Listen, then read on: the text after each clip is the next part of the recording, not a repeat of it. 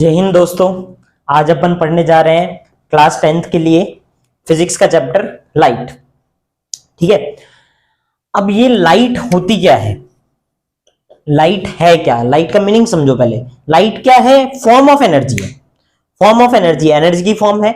ये कन्वर्ट हो सकती है एक फॉर्म से दूसरी फॉर्म में। जैसे जो हीट वेव्स आती हैं, जैसे सन से रेडिएशंस निकलती हैं, सन से रेडिएशंस निकल के स्ट्राइक करती हैं।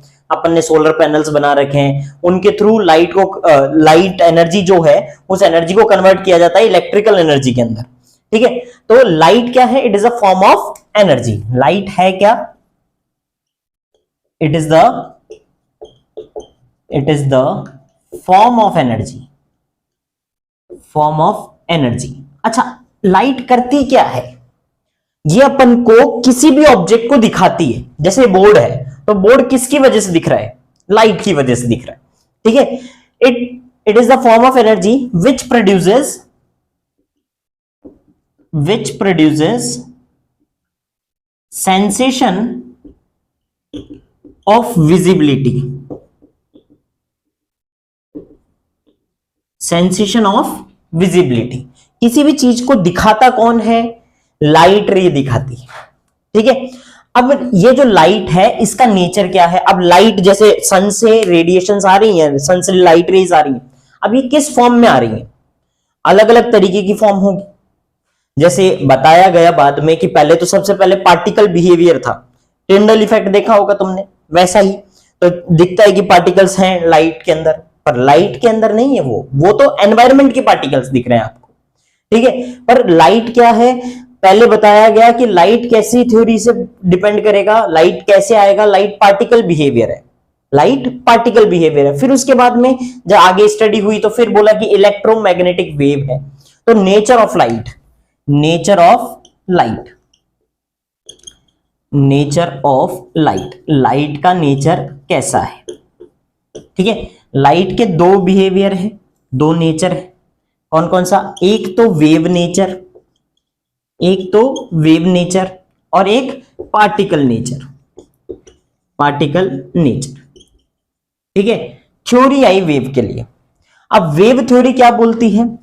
According to wave theory, wave theory के हिसाब से क्या होगा भाई? जो लाइट है, बोला गया कि जो लाइट है वो इलेक्ट्रिक फील्ड और मैग्नेटिक फील्ड, इलेक्ट्रिक फील्ड जो किससे जनरेट होगी? चार्ज से जनरेट होगी। मैग्नेटिक फील्ड जो मैग्नेट से जनरेट होगी।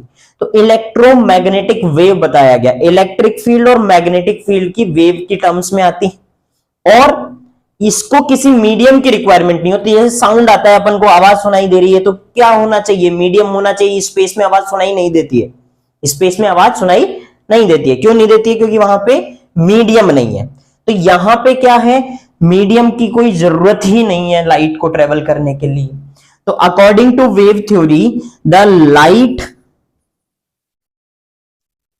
Consist of electromagnetic wave which doesn't required any medium to travel। Travel करने के लिए किसी मीडियम की रिक्वायरमेंट नहीं होती लाइट रे को। लाइट रे को ट्रेवल करने के लिए किसी मीडियम की रिक्वायरमेंट नहीं होती। ठीक है, लाइट रे बिना मीडियम के भी ट्रेवल करेगी। लाइट रे स्पेस में भी चलती है। ठीक है, स्पेस में भी लाइट रे है, पर स्पेस ब्लैक क्यों है? क्योंकि वहां पे जो पार्टिकल्स हैं उनकी वजह से स्कैटरिंग नहीं होती, तो लाइट रेज बिल्कुल सीधी सीधी चलती हैं। और सीधी सीधी चलती हैं तो उनकी वजह से अगर स्कैटरिंग नहीं होगी, कोई गुड रिफ्लेक्टर होता है, कोई गुड एब्जॉर्बर होता है, तो वहां पे लगभग लगभग क्या है? गुड एब्जॉर्बर्स हैं जो सब एब्जॉर्ब कर लेते हैं। और कैसा बिहेव करते हैं? ब्लैक बिहेव करते हैं। ठीक है, पार्टिकल बिहेवियर क्या है? According to particle theory, particle theory, इसने क्या बोला? इन्होंने, ये पहले आ गई थी ये थ्योरी बहुत पहले आ गई थी। इन्होंने क्या बोला? इन्होंने ऐसे बोला कि जो लाइट है उसके पास में पार्टिकल्स होते हैं छोटे छोटे, और वो पार्टिकल्स फोटोन की फॉर्म के अंदर होते हैं, उनके पास में एनर्जी पैकेट होते हैं, वो बहुत सारे पार्टिकल्स मिलके एक एनर्जी बनाएंगे और उसको बोलेंगे फोटोन, जो आप 11th 12th क्लास में पढ़ोगे। ठीक है, 11th क्लास में केमिस्ट्री में पढ़ोगे, 12th क्लास में फिजिक्स में पढ़ोगे। ठीक है, पर यहां पे क्या है, ये अकॉर्डिंग टू पार्टिकल थ्योरी क्या है, बोला गया है कि जो लाइट रे है उसके पास में क्या होते हैं, पार्टिकल्स होते हैं। ठीक है, उसके पास में क्या होते हैं, पार्टिकल्स होते हैं। तो according to wave theory the light consist of particles, और ये पार्टिकल्स जो हैं ये ट्रेवल करते हैं एक स्ट्रेट लाइन में। Light consist of particles and they travels in straight line, straight line के अंदर ट्रेवल करेंगे। क्लियर है? पार्टिकल थ्योरी के हिसाब से क्या आया लाइट का, लाइट बोला कि लाइट के पास में क्या है, छोटे छोटे पार्टिकल्स हैं और छोटे छोटे पार्टिकल्स ट्रेवल करते हैं स्ट्रेट लाइन के अंदर। इसी चीज को क्या बोलते हैं, rectilinear, rectilinear propagation, propagation of light. Propagation का मीनिंग क्या है कि भाई साहब जो लाइट है वो कैसे चल रही है, एक लाइन में चल रही है। लाइट कैसे चल रही है, एक लाइन में चल रही है। क्लियर है? Rectilinear propagation of light. अब यहां पे अपन लाइट के दो फिनोमिनास पढ़ेंगे। कौन कौन से? लाइट के दो फिनोमिना है, एक तो है रिफ्लेक्शन, रिफ्लेक्शन ऑफ लाइट। ये चैप्टर दो पार्ट्स के अंदर डिवाइड है, एक तो है रिफ्लेक्शन ऑफ लाइट और दूसरा है refraction of light. Refraction of light, light का रिफ्रैक्शन। एक फिनोमिना है रिफ्लेक्शन ऑफ लाइट, दूसरा फिनोमिना है रिफ्रैक्शन ऑफ लाइट। ठीक है, अब अपन पहले फिनोमिना को कंसीडरेशन में लेके आते हैं। पहले अपन देखते हैं रिफ्लेक्शन ऑफ लाइट। ठीक है, उतार लो अगर इसको उतारना है तो, मिटा दें। ठीक है,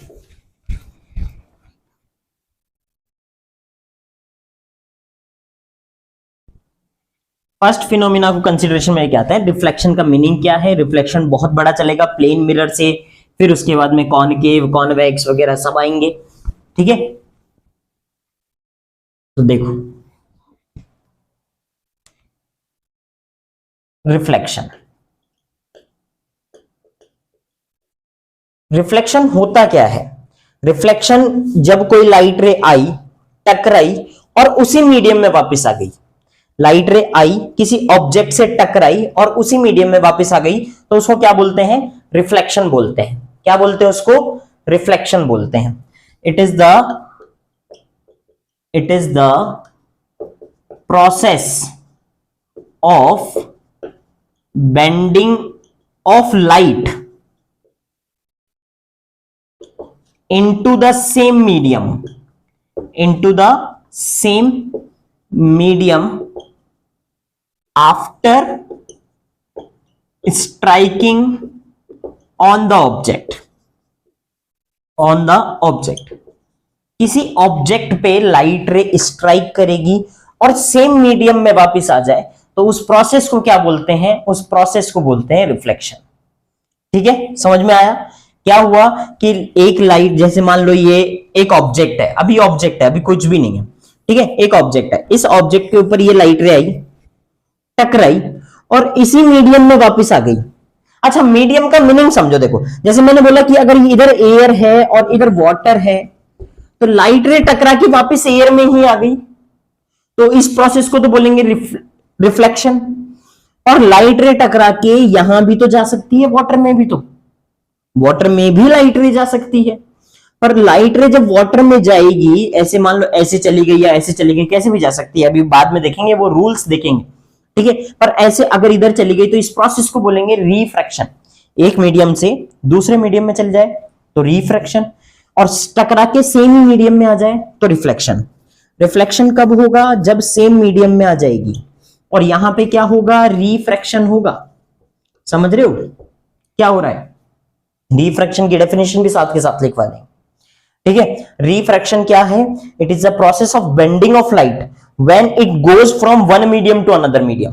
एक मीडियम से दूसरे मीडियम में लाइट रे चल जाएगी, तो उस टाइम पे जो प्रोसेस हो रहा है उस प्रोसेस को बोलेंगे रिफ्रैक्शन।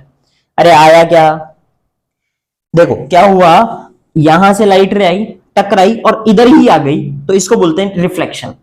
लाइट रे आई, टकराई और दूसरे मीडियम में चली गई, तो इसको बोलेंगे रिफ्रैक्शन। क्लियर है? ठीक है, देख लो एक बार रिफ्रैक्शन की डेफिनेशन भी साथ के साथ ही देख लो। रिफ्रैक्शन हालांकि आगे लिखवाएंगे, ठीक है, it is the process of bending of light when it passes from one media या फिर one medium to another medium। एक मीडियम से दूसरे मीडियम में जब लाइट रे जाएगी, एक मीडियम से दूसरे मीडियम में जब लाइट रे जाएगी, एक मीडियम से दूसरे मीडियम में, तो उसको बोलेंगे रिफ्रैक्शन। और टकरा के सेम ही मीडियम में आ जाएगी तो उसको बोलेंगे रिफ्लेक्शन। आ गया समझ में? लाइट रे आई, टकराई और सेम मीडियम में आ गई तो रिफ्लेक्शन, आई टकराई और दूसरे मीडियम में चली गई तो रिफ्रैक्शन। क्लियर है? ठीक है, देखो आगे देखते हैं। यहां पे अपन इसके बारे में देखते हैं रिफ्लेक्शन होता कैसे है। रिफ्लेक्शन होता कैसे है? Reflection of light by plane mirror से। प्लेन मिरर से देख लेते हैं एक बार।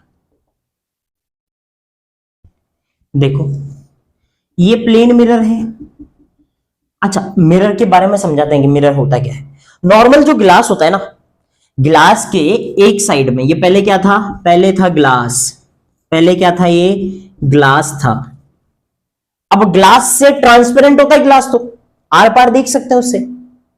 पर उस ग्लास के एक साइड में क्या कर दें अपन? सिल्वर की कोटिंग कर दें, सिल्वर की कोटिंग कर दें। और सिल्वर की ही कोटिंग क्यों करते हैं, किसी और चीज की नहीं कर सकते? कर सकते हैं, पर सिल्वर क्या है? गुड रिफ्लेक्टर है। क्या है? Good reflector. Silver good reflector है, इसलिए सिल्वर की कोटिंग करी जाती है। क्लियर? और जिस साइड कोटिंग हो गई उस साइड तो ब्लैक ब्लैक हो जाएगा, ठीक है, और उसकी अपोजिट साइड में क्या होगा? वहां से रिफ्लेक्शन होगा, ठीक है। अब वहां पे आपको इमेज दिखने लगेगी, ठीक है। क्या होता है? एक रे आई, आने वाली रे को किसी ऑब्जेक्ट से क्या निकलती है? रे निकलती है, और रे आके टकराती है मिरर पे, तो आने वाली रे को क्या बोलेंगे? Incident ray. क्या बोलेंगे? Incident ray. और जहां पे आके टकराई उसको बोलेंगे, उस पॉइंट को बोलेंगे point of incidence. Point of incidence, ठीक है। टकरा के चली गई तो जाने वाली रे को क्या बोलेंगे? Reflected ray. क्या बोलेंगे? Reflected ray. जहां पे पॉइंट ऑफ इंसिडेंस होगा ना, वहां पे एक बनेगा नॉर्मल। क्या बनेगा? नॉर्मल। और नॉर्मल क्या होता है? परपेंडिकुलर टू द मिरर, या किसी भी ऑब्जेक्ट के परपेंडिकुलर लाइन जो होगी वो नॉर्मल कहलाएगी। नॉर्मल क्या है? किसी भी ऑब्जेक्ट के परपेंडिकुलर जो भी लाइन होगी वो नॉर्मल कहलाएगी। नॉर्मल क्या है? Perpendicular to the mirror. To the mirror, अभी मिरर के परपेंडिकुलर है, ठीक है। इंसिडेंट रे जो एंगल बनाएगी किसके साथ में? नॉर्मल के साथ में, उसको बोलेंगे angle of incidence. Angle of incidence, ठीक है। और रिफ्लेक्टेड रे नॉर्मल के साथ में जो एंगल बनाएगी उसको बोलेंगे angle of reflection. Angle of reflection. Angle of reflection को आर से, इंसिडेंस को आई से, और एंगल ऑफ रिफ्लेक्शन को आर से रिप्रेजेंट करते हैं। क्लियर है? बार बार ये चीजें समझ लो अभी, क्योंकि फिर बाद में समझ में नहीं आएगी। एक बार लाइट रे आई, टकराई, ठीक है, और सेम मीडियम में आ गई तो उसको बोलेंगे रिफ्लेक्शन।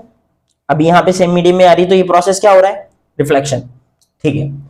जो आने वाली रे है उसको बोलेंगे इंसिडेंट रे, टकरा के सेम मीडियम में जाने वाली रे को बोलेंगे रिफ्लेक्टेड रे।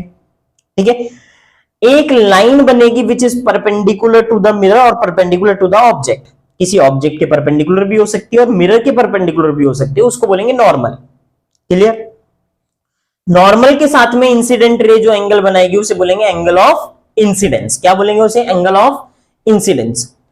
और रिफ्लेक्टेड रे नॉर्मल के साथ में जो एंगल बनाएगी उसको क्या बोलेंगे? Angle of reflection. क्या बोलेंगे उसको? एंगल ऑफ रिफ्लेक्शन बोलेंगे। क्लियर है यहां तक? तो जहां पे आके टकराई उसको बोलेंगे point of incidence. Silver coating क्यों करी जाती है? क्योंकि सिल्वर क्या होता है? गुड रिफ्लेक्टर होता है। एक साइड कैसी होती है? रिफ्लेक्शन होता है जहां से, पॉलिश, और एक साइड पॉलिश साइड होती है। ठीक है, क्लियर है यहां तक? एक बार इसको बनाओ फटाफट, बनाओ, इसके बारे में आगे और देखेंगे। बनाओ फटाफट, बनाओ, स्क्रीनशॉट ले लिया करो इसका। ठीक है, मिटा दे। ठीक,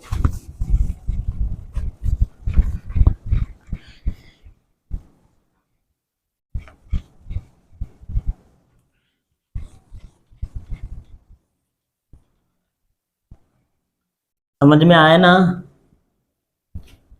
आया ना तेरे को? देखो, अब इसकी लॉ देखते हैं। किसके लॉ? रिफ्लेक्शन के law, laws of reflection. Laws of reflection, reflection के कुछ लॉज हैं। कौन कौन से लॉ हैं? फर्स्ट लॉ, फर्स्ट लॉ क्या बोलता है? जैसे देखो, रिफ्लेक्शन कैसे कैसे हुआ था, एक बार छोटा सा डायग्राम बनाते हैं फटाफट। यहां से लाइट रे आई, इसको इंसिडेंट रे बोलेंगे, फिर सेम मीडियम में आ गई तो इसको रिफ्लेक्टेड रे बोलेंगे। यहां पे एक नॉर्मल बनेगा, इसको बोलेंगे पॉइंट ऑफ इंसिडेंस P, इसको बोलेंगे एंगल I, इसको बोलेंगे एंगल R। क्लियर है? ठीक है, तो देखो क्या है, incident ray, reflected ray and normal. ये नॉर्मल, ये इंसिडेंट रे, और ये रिफ्लेक्टेड रे, ये नॉर्मल, तीनों एक ही प्लेन पे होंगे। प्लेन का मतलब समझना बेटा, प्लेन का मीनिंग क्या है? जैसे मान लो ये कांच है, सामने कांच है, ठीक है, यहां से एक इंसिडेंट रे आई, ऐसे टकरा के ये ऐसे चली गई, और यहां पे एक नॉर्मल बन गया। ठीक है, तो ये एक ही प्लेन पे होंगे। इस कांच के ऊपर एक प्लेन बनेगा। प्लेन क्या होता है? एक्स वाई एक्सिस, पढ़ा है ना मैथ्स में, कोऑर्डिनेट एक्सिस बनती है। ठीक है, एक्स वाई एक्सिस जो बनती है उसको एक प्लेन बोलते हैं। या फिर जो भी दो एक्सिस, वाई जेड एक्सिस हो, एक्स जेड एक्सिस हो, जो भी दो एक्सिस मिलके बनाएंगे वो क्या बनाएगी? एक प्लेन बनाएगी। क्लियर है? तो यहां पे इंसिडेंट रे, रिफ्लेक्टेड रे और नॉर्मल तीनों एक ही प्लेन पे होंगे। एक ही प्लेन पे, एक पॉइंट पे नहीं, एक पॉइंट पे नहीं, ये गलती मत कर देना। एक प्लेन पे होंगे, प्लेन पे भाई, मिरर पे होंगे। ठीक है, मिरर एक्स वाई दो प्लेन में मिलके बनेगा। ठीक है, तो क्या होगा? Incident ray, incident ray comma reflected ray, reflected ray and normal, and normal lie on the same plane, same plane. Incident ray, reflected ray और नॉर्मल जो है वो सिर्फ किस पे होंगे? एक ही प्लेन पे होंगे। वो सब किस पे होंगे? एक ही प्लेन पे होंगे। क्लियर है? इंसिडेंट रे, रिफ्लेक्टेड रे, नॉर्मल जो सब होंगे वो कहां होंगे? एक ही प्लेन पे होंगे। क्लियर? सेकंड रूल क्या है? जो ये एंगल आई है, एंगल ऑफ इंसिडेंस और एंगल ऑफ रिफ्लेक्शन, ये इक्वल होते हैं। Angle I equals to angle R. Angle of incidence is equal to angle of reflection. Angle of incidence जो होगा वो एंगल ऑफ रिफ्लेक्शन, मतलब angle I is equals to angle R. ये अच्छे से याद कर लो, ये दो लो, ये जरूर पूछे जाते हैं एग्जाम्स। ठीक है, लॉज ऑफ रिफ्लेक्शन में दो लॉ हैं, इंसिडेंट रे, रिफ्लेक्टेड रे और normal lie on the same plane. दूसरा लॉ क्या है? Angle of incidence is equal to angle of reflection. ठीक है, आया समझ में? ज्यादा तेज तो नहीं हो रहा? चमक गया? चलो ठीक है, चले आगे। ओके, देखो अब यहां से इसके थ्रू इमेज फॉर्मेशन देखेंगे, image formation by plane mirror. ठीक है, अच्छा दो चीजें और बता दूं तुम्हें, साथ के साथ ही बता देता हूं कि जो रिफ्लेक्शन होता है दो बॉडीज से होता है। ठीक है, अब कौन कौन सी दो बॉडी है? एक तो प्लेन सरफेस के थ्रू जिसको बोलते हैं स्मूथ रिफ्लेक्शन, स्मूथ सरफेस के थ्रू जो रिफ्लेक्शन होता है, रेगुलर रिफ्लेक्शन भी बोलते हैं उसको। ठीक है, और एक बोलते हैं कर्व सरफेस के थ्रू, है ना, या फिर रफ सरफेस के थ्रू। तो उसके थ्रू जो होगा वो इररेगुलर रिफ्लेक्शन या फिर डिफ्यूज रिफ्लेक्शन होगा। तो दो तरीके के रिफ्लेक्शन है, इररेगुलर, इररेगुलर को अपन डिफ्यूज्ड भी बोलते हैं, डिफ्यूज्ड भी बोलते हैं, एंड और कौन सा? Regular reflection, regular reflection. ठीक है, इररेगुलर और रेगुलर दो तरीके के। जो रिफ्लेक्शन किससे हो?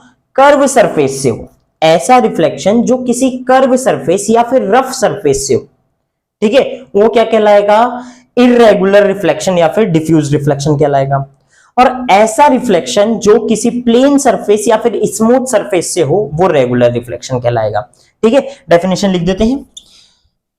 The reflection takes place by rough, या तो रफ और कर्व सरफेस, कर्व्ड सरफेस। ठीक है, the reflection takes place by rough और curve surface is called irregular and diffused reflection. ठीक है, और कर लेना, या तो इररेगुलर रिफ्लेक्शन बोलेंगे या फिर डिफ्यूज रिफ्लेक्शन बोलेंगे। रेगुलर रिफ्लेक्शन क्या होता है भाई? रेगुलर रिफ्लेक्शन किसी प्लेन सरफेस या फिर स्मूथ सरफेस से the reflection takes place, the reflection takes place by smooth और प्लेन सरफेस इज कॉल्ड कौन सा? रेगुलर रिफ्लेक्शन, क्लियर है?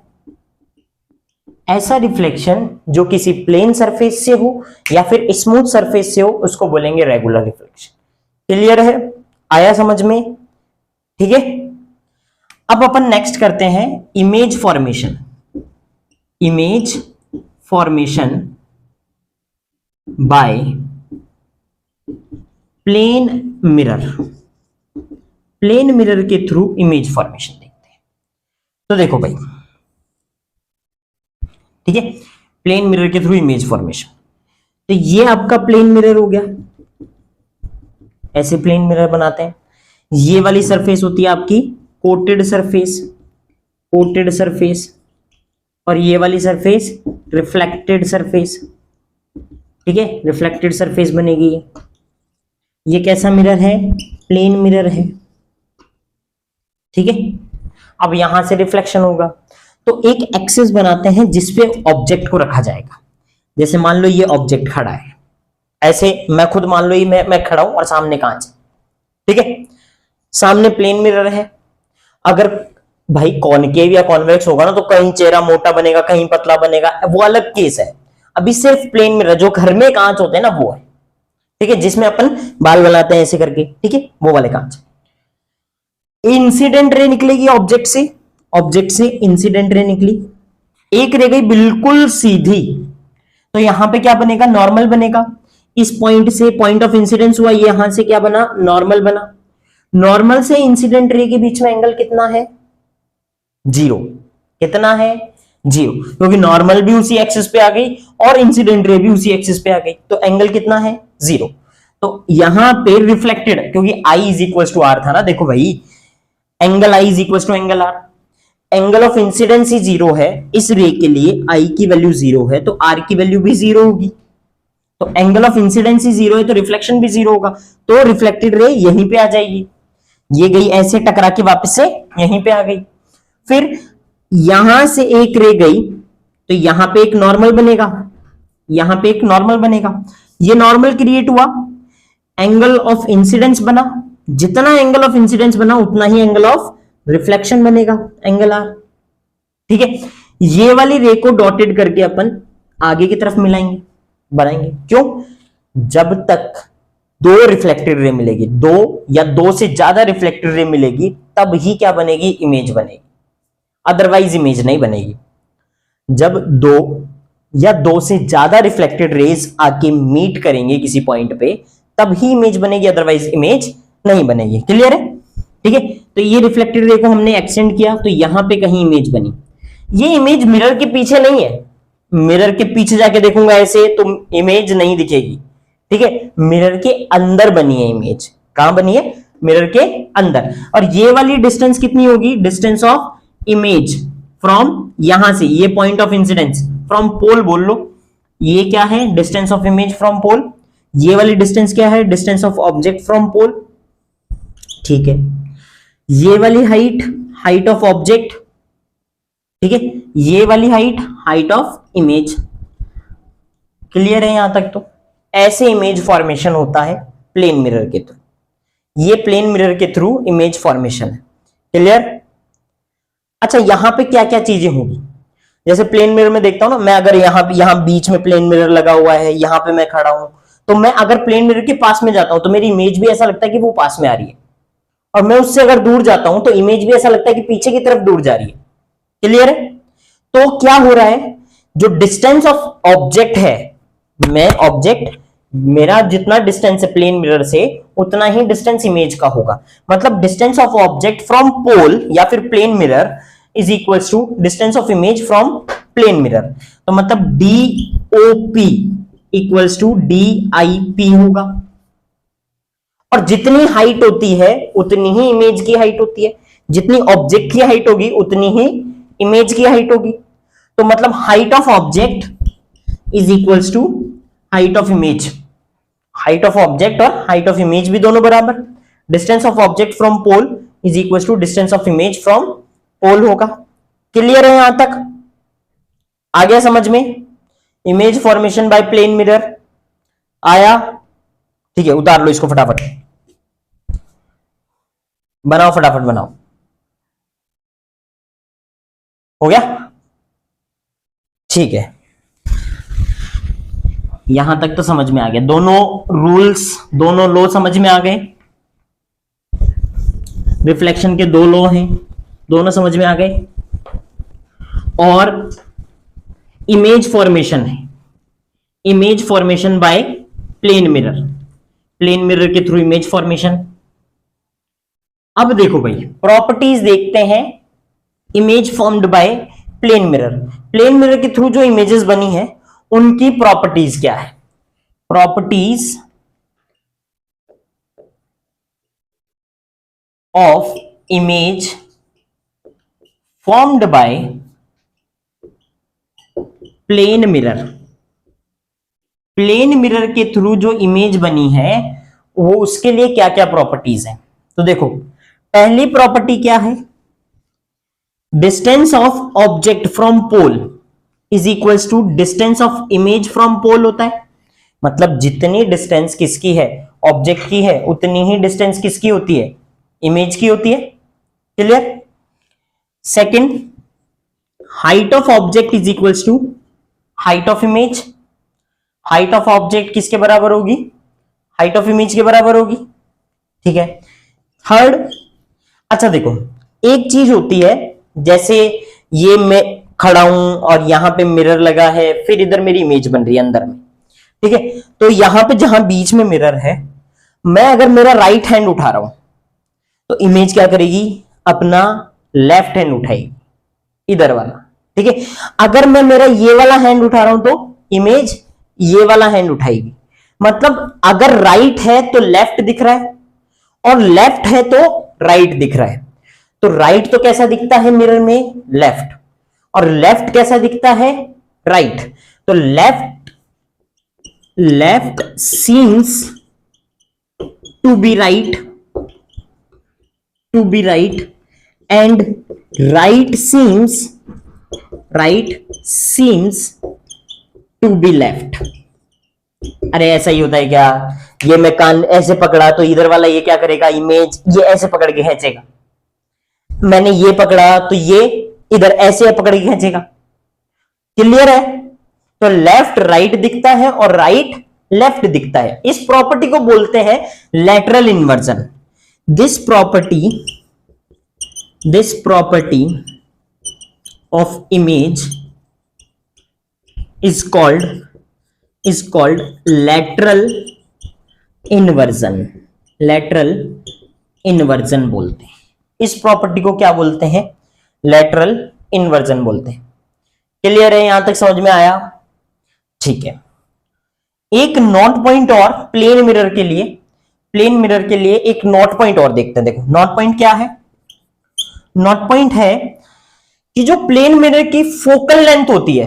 अच्छा, ये लेटरल इन्वर्जन कहां काम आता है पता है ना, एम्बुलेंस के ऊपर एम्बुलेंस लिखा होता है उल्टा, पर अपन को मिरर में कैसा दिख रहा होता है, सीधा, है ना? ठीक है। अच्छा, बहुत बार बुक्स के अंदर भी बहुत सारे एग्जांपल होते हैं, बुक्स के अंदर भी उल्टा लिखा हुआ है, प्लेन मिरर के अंदर जाके देखोगे तो सीधा दिखेगा।